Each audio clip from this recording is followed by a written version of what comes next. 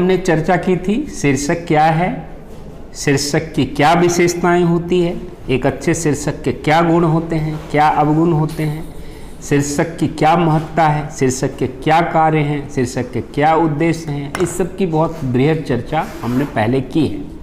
आज हम चर्चा करेंगे शीर्षक के प्रकार, शीर्षक के कितने प्रकार होते हैं, टाइप्स ऑफ हेडलाइंस। तो टाइप्स ऑफ हेडलाइंस को हम दो भागों में बांटते हैं। पहला होता है फंक्शनल टाइप्स और दूसरा होता है स्ट्रक्चरल टाइप्स। बल्कि पहला होता है स्ट्रक्चरल टाइप्स कि उसके स्ट्रक्चर क्या होते हैं हेडलाइंस के, और एक होता है फंक्शनल, जैसे शीर्षक के प्रकार,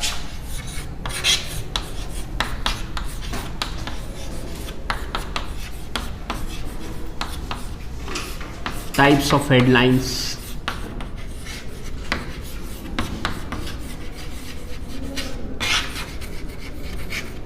ये टाइप्स भी टू टाइप्स के, एक होता है संरचनात्मक, इसकी संरचना के अनुसार, इंग्लिश में कहते हैं स्ट्रक्चरल, और दूसरा होता है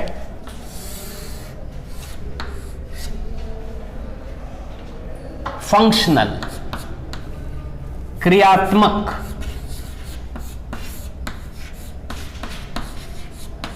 ये एक्चुअल जो इसका एक्शन होता है हेडलाइंस का, वो इसमें आता है। जितने भी हेडलाइंस हैं वो इसमें भी आएंगे, इसमें भी आएंगे, लेकिन पहले इसको समझेंगे फिर इसको समझेंगे। इसको कहते हैं इंग्लिश में फंक्शनल। ये दो तरह के होते हैं। एक होता है यांत्रिकी, इंग्लिश में कहते हैं मैकेनिकल,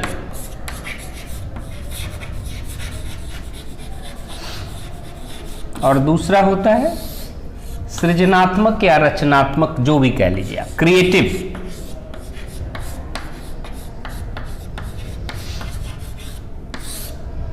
इसको कहते हैं क्रिएटिव,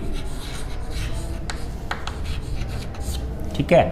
मैकेनिकल हेडलाइन बहुत जनरल सा हेडलाइन होता है, 2 मरे 4 घायल, ठीक है, फलाना जगह कर्फ्यू लागू, इस तरह के जो हेडलाइंस होते हैं वो मैकेनिकल कहलाते हैं। और क्रिएटिव, मैं पूरा इस उदाहरण दूंगा।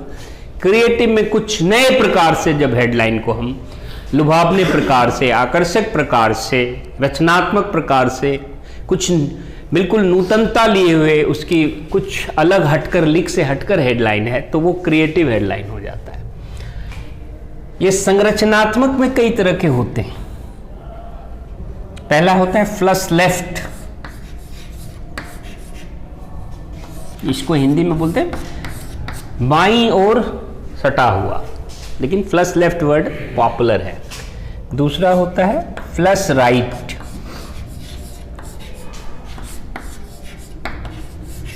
तीसरा होता है स्क्वायर हेडलाइन, ये अंग्रेजी के वर्ड ही ज्यादा पॉपुलर है, स्क्वायर हेडलाइन या स्क्वायर हेडलाइन। वैसे तो हेडलाइन ऊपर लिख ही रहे हैं, केवल स्क्वायर कहते हैं। उसके बाद होता है क्रॉस लाइन, क्रॉस लाइन के बाद बैनर हेडलाइन, बैनर के बाद सिलिंड्रिकल हेडलाइन,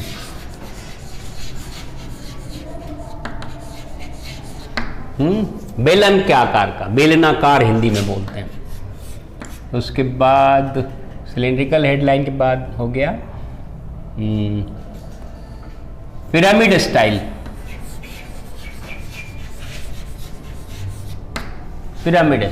इसको हिंदी में बोलते हैं स्तूपी, सारा लिख मैं नहीं रहा हूं, स्तूपी शीर्षक या ऊर्ध्व स्तूपी भी कहते हैं। एक होता है इन्वर्टेड पिरामिड स्टाइल,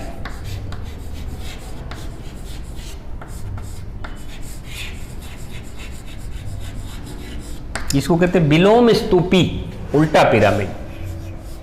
उसके बाद होता है हैंगिंग इंडेंट,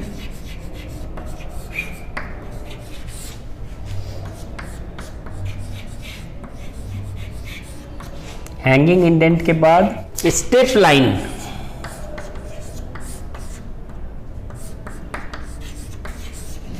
उसके बाद ओवरलाइन, और एक होता है question headline, question oriented headline या क्वेश्चन हेडलाइन। ये इधर भी आता है, इधर भी आता है। क्वेश्चन हेडलाइन को हम क्रिएटिव में भी कहते हैं और इसमें भी कहते हैं। तो ये जो हेडलाइंस हैं, ये हमने आपको स्ट्रक्चरल में 12 प्रकार के हेडलाइन बताए। Flush left, flush right, flush left, flush right, square headline, cross line, banner, cylindrical. Cylindrical headline को बेस्ट लाइन भी कहते हैं, WAIST, कमर के जैसा होता है, उसको बेस्ट लाइन भी कुछ किताबों में लिखा गया है। फिर pyramid style, inverted pyramid, hanging indent, step line, overline and question, question oriented headline. और इधर मैकेनिकल एंड क्रिएटिव। इसके कई, कुछ इसमें भी आ जाते हैं, कुछ इसमें भी आ जाते हैं। ठीक है, तो पहला हेडलाइन है फ्लश लेफ्ट।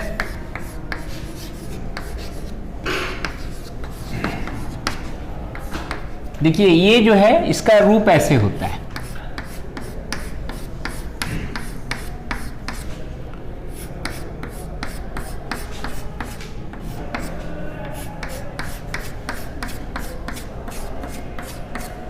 ये लेफ्ट में एक खास जगह से शुरू होगा और राइट में कहीं भी एंड कर जाएगा। ये इसका स्ट्रक्चर होता है।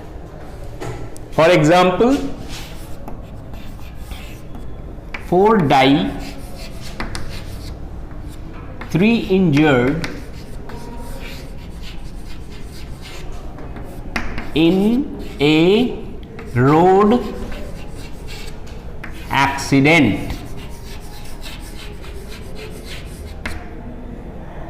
ठीक है, देखो एक खास जगह से शुरू हो रहा है और 3 लाइन का हेडलाइन, तो this is called flush left. अंग्रेजी के अखबार में, हिंदी के अखबार में, ब्रिटिश अखबार में ज़्यादातर फ्लश लेफ्ट होता है, लेकिन फ्लश राइट भी हम लोग करते हैं इस्तेमाल। कुछ अखबार वैरायटी ऑफ हेडलाइंस यूज़ करते हैं, क्योंकि उससे पेज मेकअप करने में उनको नए नए वैरायटी मिल जाते हैं, तो उससे उसकी पेज की सौंदर्य बढ़ जाती है। लेकिन कुछ अखबार फ्लश लेफ्ट, मगर इंडिया में ज़्यादा फ्लश लेफ्ट का प्रयोग होता है, इंग्लैंड में भी ज़्यादा फ्लश लेफ्ट, अमेरिका में फ्लश राइट। उर्दू के अखबार तो फ्लश राइट ही यूज़ करते हैं ज़्यादातर, जैसे हिंदी के अखबार फ्लश लेफ्ट करते हैं, उसी तरह फ्लश राइट जो है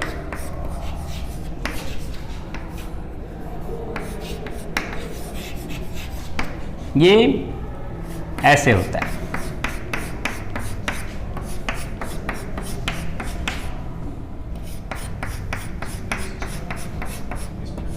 राइट में एक खास जगह पर जाकर समाप्त हो जाएगा। ठीक है, एक जगह पर राइट में एक लाइन पर सीधा समाप्त हो जाएगा। इसी हेडलाइन को हम ऐसे भी लिख सकते हैं, 4 die, 3 injured in a road accident। ये हो गया फ्लश राइट। देखो इसमें एक जगह पर एंड करना है, ये स्ट्रक्चर है केवल फ्लश राइट। उसके बाद तीसरा होता है स्क्वायर हेडलाइन। स्क्वायर हेडलाइन ये इन दोनों का मिश्रित रूप है। It's a combination of flush left and flush right. So इसका स्ट्रक्चर होता है इस तरह से।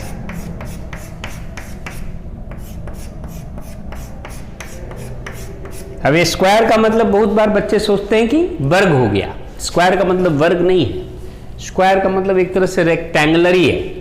वर्ग बनाने लगोगे तो हेडलाइन थोड़ा भद्दा सा लगेगा, ठीक है ना।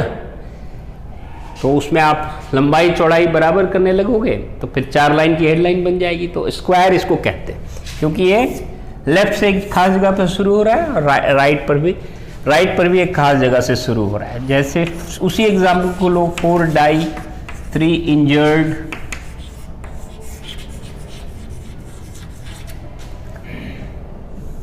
in a road accident. देखो इधर भी खास जगह शुरू हो रहा है, इधर भी एक खास जगह शुरू। This is called square headline. ठीक है, अब मिटाइए थोड़ा। क्रॉस लाइन के बाद उसके बाद क्रॉस लाइन।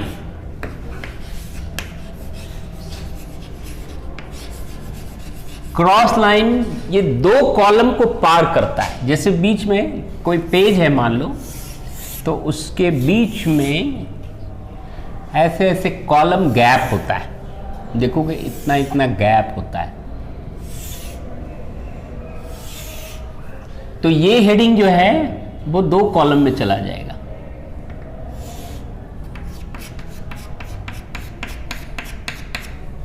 तो इसलिए ये कॉलम गैप को क्रॉस कर जाता है, इसलिए इसको क्रॉस हेडलाइन कहते हैं या क्रॉस लाइन कहते हैं। क्रॉस लाइन या क्रॉस हेडलाइन कहते हैं। ठीक है, क्योंकि ये सिंगल कॉलम का नहीं होगा, दो कॉलम का होगा, तीन कॉलम का भी हो सकता है, लेकिन ये सिंगल लाइन हेडिंग होगा, ये डबल लाइन नहीं होगा। It will be a single line headline. It can be double column, it can be triple column, right? It can be even more, but normally two lines, two DC column, double column heading. Two lines नहीं, single lines. इसमें line एक ही होता है, cross line. ठीक है, उसके बाद है बैनर हेडलाइन। बैनर हेडलाइन बोलने की जरूरत नहीं। बैनर का मतलब तो ऐसे झंडा होता है, और फ्लैग का मतलब आपने और भी कुछ पढ़ा है। फ्लैग हम किसी दूसरे प्रकार के चीज को भी बोलते हैं जर्नलिज्म में, लेकिन यहाँ बैनर का मतलब झंडा नहीं है। जैसे कोई 8 कॉलम का अखबार है, तो ये लीड स्टोरी से इसको जुड़ा होता है। Banner is relates to the first story of a newspaper. और ये 8 कॉलम का अगर अखबार है और यहां पर इसका नेम प्लेट है या मास्टहेड जो भी कह लीजिए, तो ये लीड स्टोरी यहां से यहां तक banner headline.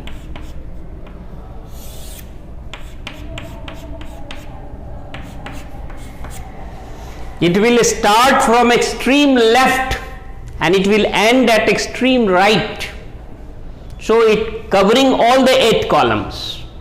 That headline is called banner headline.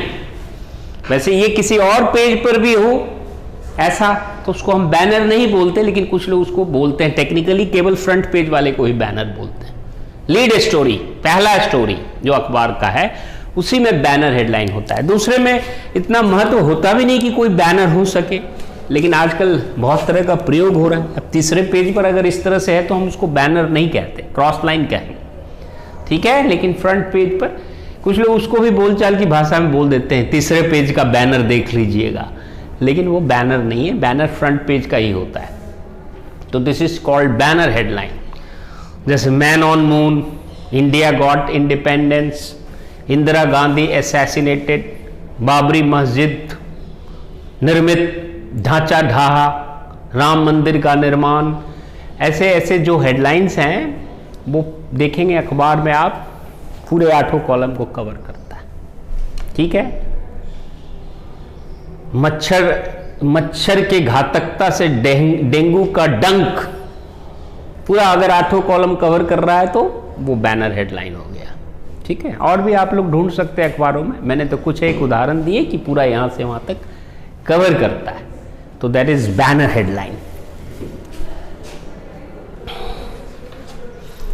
उसके बाद इन्वर्टेड पिरामिड, ये जैसे आपने न्यूज में पढ़ा है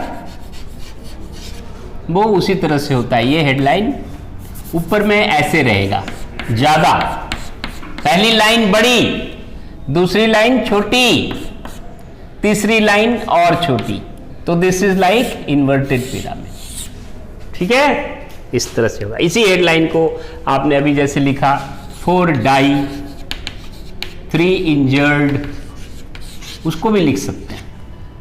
इन ए रोड एक्सीडेंट। ये देखो ऐसे बन गया ना, ये सबसे बड़ा, ये छोटा, ये एकदम छोटा, सिंगल वर्ड। तो this is inverted pyramid structure.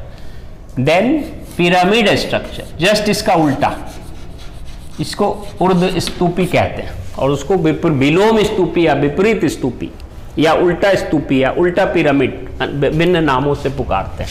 इसका स्ट्रक्चर इस तरह से होगा, जैसे इसमें 4 die for example, 3 injured in ए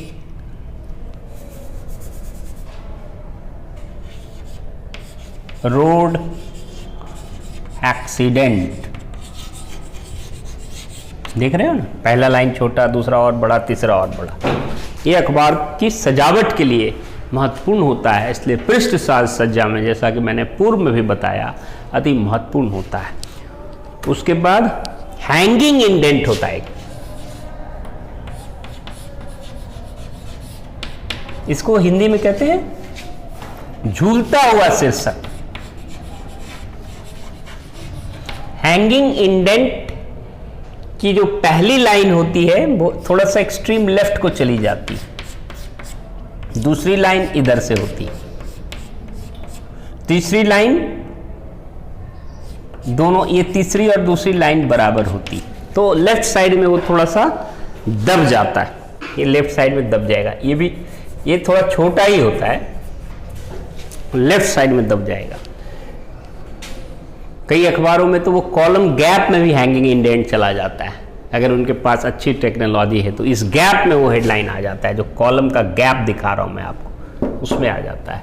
और कहीं नहीं भी आता है, अगर इस तरह का रूप है उसका, तो वो हैंगिंग इंडेंट कहलाएगा, झूलता हुआ शीर्षक। इसकी दोनों लाइन बराबर होते हैं, ये लाइन छोटा होता है लेकिन ये एक्सट्रीम लेफ्ट में होता है, थोड़ा इधर होता है, ठीक है, इसलिए इसको कहते हैं हैंग कर रहा है, हैंगिंग इंडेंट, ठीक है। उसके बाद होता है स्टेप लाइन, ये सीढ़ियों की तरह होता है, इसका स्ट्रक्चर होता है इस तरह से,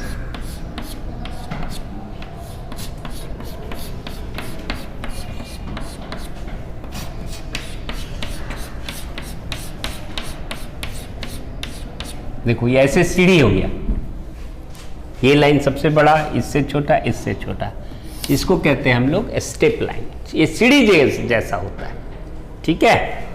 इसको भी उसी तरह से लिख सकते हैं, 4 die 3 injured in a road accident. ये देख रहे हैं, ऐसे जा रहा है सीढ़ियों की तरह, बिल्कुल इसके रूप में है, तो this is called step line. उसके बाद अगला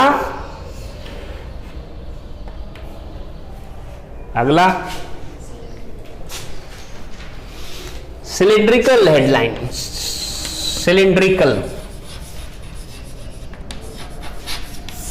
इसको वेस्ट लाइन भी कहते हैं, दोनों वर्ड आपको किताब में मिलेगा, वेस्ट लाइन। सिलिंड्रिकल में इस तरह से होता है, ये पहली लाइन बड़ी, बीच की लाइन पतली और फिर बड़ी।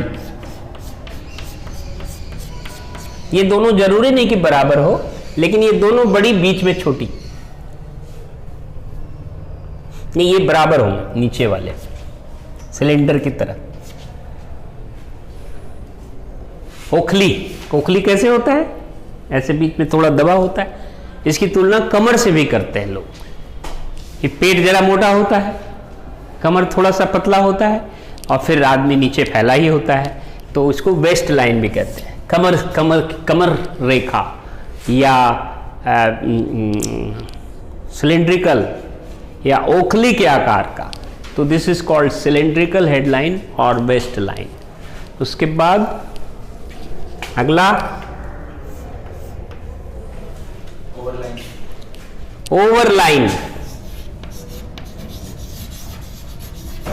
ओवरलाइन जो हेडलाइन है वो आपको किसी हेडिंग के ऊपर कोई वाक्य का अंश या कोई शब्द जैसे अग्निवीर, सीमेंट स्कैम ऐसे लिख के अंडरलाइन किया रहता है, उसको ओवरलाइन कहते हैं, या आईब्रो भी कहते हैं, या उसको फ्लैग भी कहते हैं। तो ओवरलाइन वर्ड बहुत पॉपुलर है। उसी तरह अंडरलाइन भी होता है, अगर बीच बीच में हेडिंग है उसको अंडरलाइन किया हुआ है तो दैट इज अंडरलाइन।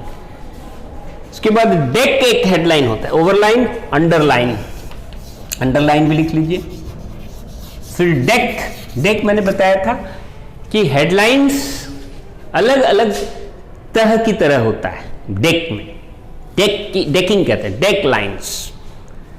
तो उसमें क्या होता है,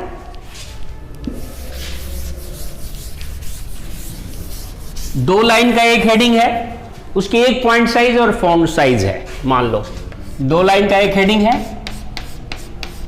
इसमें कई हेडलाइंस हैं एक तरह से, 3-4 हेडलाइन अगर आपको अच्छा लग रहा है और बड़ी इंपॉर्टेंट स्टोरी है तो हम उसमें मल्टी डेक्ड स्टोरी कर देते हैं। तो ये एक हेडलाइन होगी, उसके नीचे में थोड़ा सा मीडियम इसका हेडलाइन होता है। ये बोल्ड है तो वो मीडियम हो जाएगा। ये F12 है तो F10 कर दिए, उसको एक इस तरह का हेडलाइन दे दिए। इसका पॉइंट साइज अलग है, फाउंट साइज अलग है, इसकी डार्कनेस अलग है, इसकी अलग है, दूसरे प्रकार। एक तीसरा भी दे दिए, ठीक है, तीसरा हेडलाइन दे दिए। तो ये 3 डेक की स्टोरी हो गई। पहले में ये पहला डेक है, इसमें 2 लाइन्स, पहले डेक को कहेंगे 2 लाइन्स 1 डेक, दूसरे डेक को कहेंगे 1 लाइन 1 डेक, और तीसरे को कहेंगे 1 लाइन 1 डेक। तो overall it is a 3 decked story, ठीक है। और ये 2 लाइन का है, तो इसमें 4 लाइन है लेकिन 3 डेक, 3 तरह के तह हैं। जब अब्राहम लिंकन का डेथ हुआ था, अमेरिका के राष्ट्रपति का, तो उन्होंने वाशिंगटन पोस्ट ने 29 डेक्स का प्रयोग किया था, विच इज ए रिकॉर्ड। हालांकि इतना ज्यादा डेक करना फिर न्यूज के लिए बहुत कम जगह रहा होगा, लेकिन उन्होंने 29 डेक का प्रयोग किया कि पूरे अखबार को हेडलाइन से ही भर दिया और अलग अलग प्रकार से उनके बारे में लिखा गया। कोई बहुत तरह का अलंकरण होता है तो सब लिखा गया उनके बारे में, वो हेडलाइन में ही सारा उनकी विशेषता को भर दिया गया। तो that was 29 decked story which is a record. उसके बाद होता है क्वेश्चन हेडलाइन। इसके बाद क्वेश्चन हेडलाइन में मुझे तस्वीर बनाने की जरूरत नहीं है।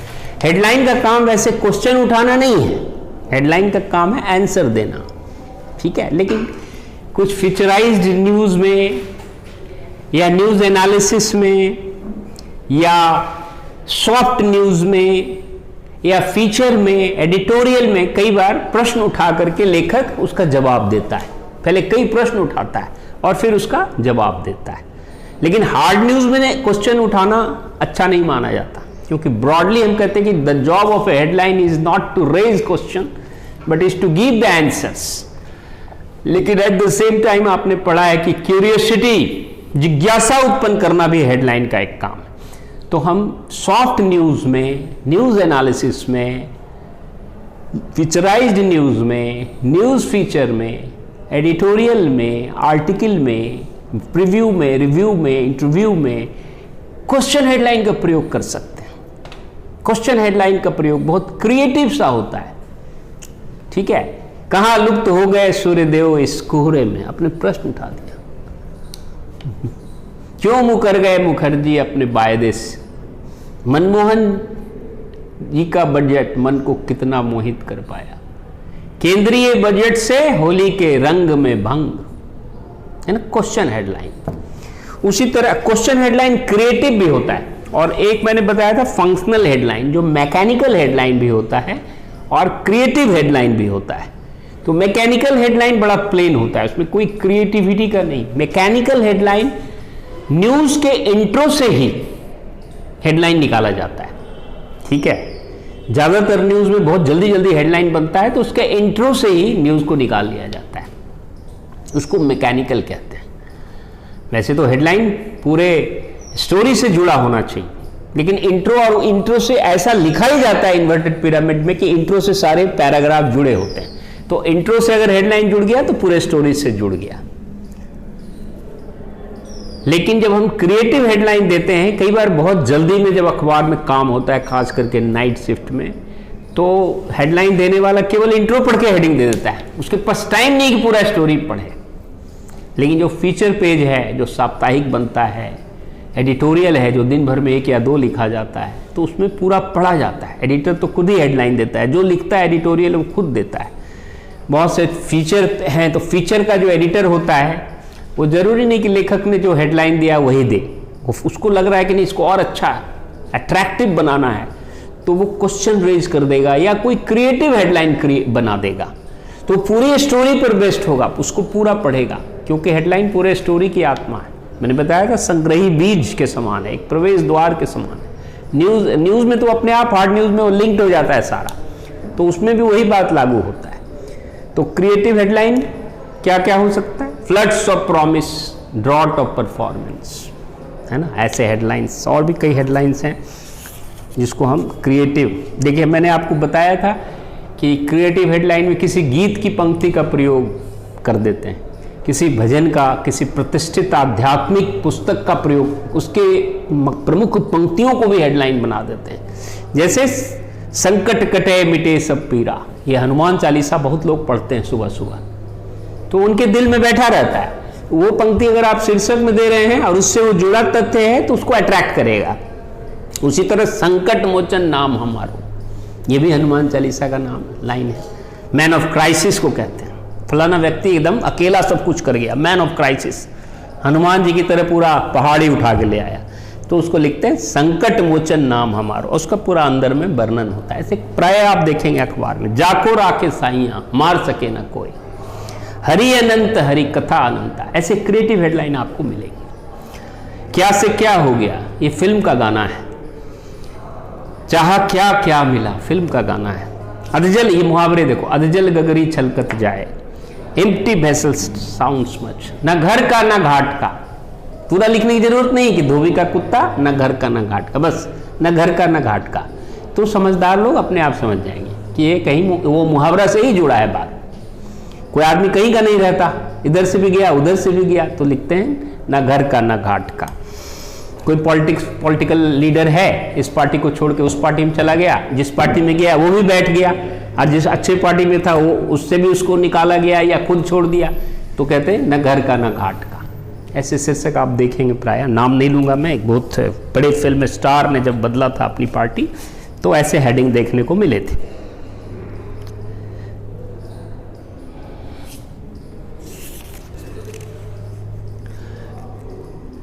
उसका एक मुहावरा ना, little learning is a dangerous thing, उससे ही बना दिया, how dangerous is little learning, है ना। कई बार आपको अधूरा ज्ञान होता है तो बड़ा खतरनाक होता है, पढ़े तो ढंग से पढ़े, नहीं तो नहीं पढ़े, तो हेडिंग बन जाता है how dangerous is little learning. फिर दूसरा एक हेडलाइन का तरीका होता है, कंट्रास्ट कर देते हैं किसी चीज को। जैसे Mahatma Gandhi is known for peace. अब गुजरात में एक बार राइट्स हो गया था, आपको पता ही, वो गोधरा कांड, तो हाँ 2000, तो अखबार ने हेडलाइन दिया, violence in the land of Mahatma Gandhi. Mahatma Gandhi is not known for violence, is known for non violence, तो हेडिंग है violence in the land of Mahatma Gandhi. उसी तरह इंदौर से अखबार निकलता है फ्री प्रेस, तो इंदौर की देवी अहिल्याबाई जो थी, अहिल्याबाई, वो अपने न्याय के लिए जानी जाती थी। उसका बेटा ने भी कोई अपराध किया था तो उसके दोनों हाथ कटवा दिए थे, तो वो पूरे विश्व में अपने न्याय के लिए मशहूर है। तो वहां पर कोई बड़ा अन्याय की खबर, तो उसमें हेडलाइन लिखता है injustice in the land of Ahilyabai. ये सब क्रिएटिव हेडलाइन है कि जो सब एडिटर है वो सोचता है पूरा पढ़ के, फिर देखता है इनजस्टिस इंदौर में, होलकर स्टेट में, अहिल्याबाई की नगरी में, तो उसी को हेडलाइन हाईलाइट कर दिया, क्योंकि लोगों पूरा पढ़े होते हैं, वहाँ के लोग जानते हैं, पूरी तरह से अवगत हैं, दूसरे जगह के भी लोग। ये Ahilyabai is known for justice, Gandhi is known for non violence, ऐसे कोई भी आप हेडलाइन दे सकते। घातक मच्छर से डेंगू का डंक, है ना, आजकल बहुत आ रहा है डेंगू के ऊपर ऐसे ऐसे शीर्षक। आज एक मैनेजमेंट फंडा का हेडलाइन देखा है दैनिक भास्कर में, अपने जीवन में रोशनी लाने के लिए किसी और का उजाला बनो, है ना, ये बड़ा creative headline. Management Raghu Raman का लिखा होता है, वो आप देखेंगे, मैनेजमेंट फंडा। Coming events cast their shadows before, कोई भविष्यवाणी होती तो पहले से लिख देते हैं। जैसे एक आज शीर्षक मैंने देखा, अभी पूरी तरह याद नहीं आ रहा है, कि हिमाचल में बर्फबारी जो हो रही है, तो कह रहे हैं दिवाली तक हरियाणा में ठंड आ जाएगी, मतलब बहुत जल्दी ठंड आने वाली है। एक तरह का भविष्यवाणी है, तो उसको बड़े अच्छे तरीके से उन्होंने लिखा है। हाँ, पहाड़ों पर बर्फबारी से हरियाणा में दिवाली तक दस्तक देगी ठंड, है ना, ये क्रिएटिव हेडलाइन और भविष्यवाणी भी कर रहा है। उसके बाद अपनी डफली अपना राग, कोई अपना पार्टी है तो उसमें खुद ही सब कुछ बना हुआ है, सब कुछ कर रहा है, तो पत्रकार कई बार लिखते हैं अपनी डफली अपना राग, अपनी धरती अपना अंबर, ऐसे ऐसे क्रिएटिव हेडलाइंस दिया जाता है।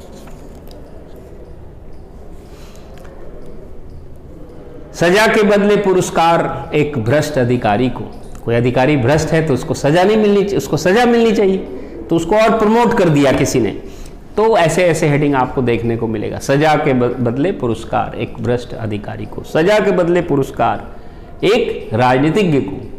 अब मुझे ये हेडिंग याद है, बिहार के मुख्यमंत्री, बहुत पुरानी बात है, बिंदेश्वरी दुबे मुख्यमंत्री होते थे, तो उनको इसलिए हटा दिया गया था कि लॉ एंड ऑर्डर वहाँ पर संभाल नहीं पा रहे थे, ठीक है, लेकिन वो सरकार के इतने प्रिय थे कि केंद्र में उनको फिर कानून मंत्री बना दिया। मतलब जो अपने राज्य में कानून व्यवस्था नहीं संभाल पा रहे थे, उनको कानून मंत्री बना दिया। तो उस पर ये हेडिंग, सजा के बदले पुरस्कार एक मुख्यमंत्री को, तो इस तरह का आप हेडिंग प्रायः अखबार में देखेंगे। सत्ता की शक्ति को ललकारती भक्ति, ये आज मैंने किसी मैगजीन में देखा है, सत्ता की शक्ति को ललकारती भक्ति। उसके बाद एक और बड़ा अच्छा हेडिंग आज ही पढ़ा है मैंने, साहित्य संस्कृति व सौंदर्य का संगम काशी, वाराणसी को कह रहे हैं। संगम कहते हैं तीन चीज का जब मिश्रण होता है, साहित्य संस्कृति व सौंदर्य का संगम काशी। एक हेडलाइन बिहार के अखबार में देखोगे, nothing moves in Bihar except the river Ganga.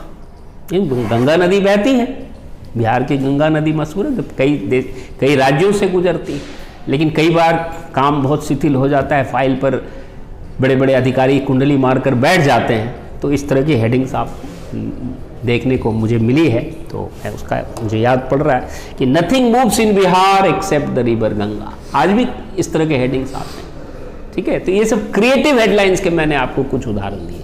अब आप अपने संज्ञान से, अपनी ज्ञान से, अपनी जानकारी से क्रिएट कर सकते हैं। कैसे क्रिएट करना है मैंने कई उदाहरण दिए, फिर आप इसका अभ्यास करेंगे तब आपको समझ में आएगा। तो इस प्रकार आज मैंने आपको शीर्षक के प्रकार बताने का प्रयास किया। इसमें और भी कई प्रकार हो सकते हैं, लेकिन जो अति महत्वपूर्ण प्रकार हैं उसकी मैंने चर्चा की। यहाँ तक यदि आपके मन में कोई शंका हो, कोई विरोधाभास हो, किसी प्रकार के कोई स्पष्टीकरण की आवश्यकता हो, कोई टिप्पणी करनी हो, तो आप बेहिचक अपने विचार व्यक्त कर सकते हैं, अपनी टिप्पणी कर सकते हैं। धन्यवाद।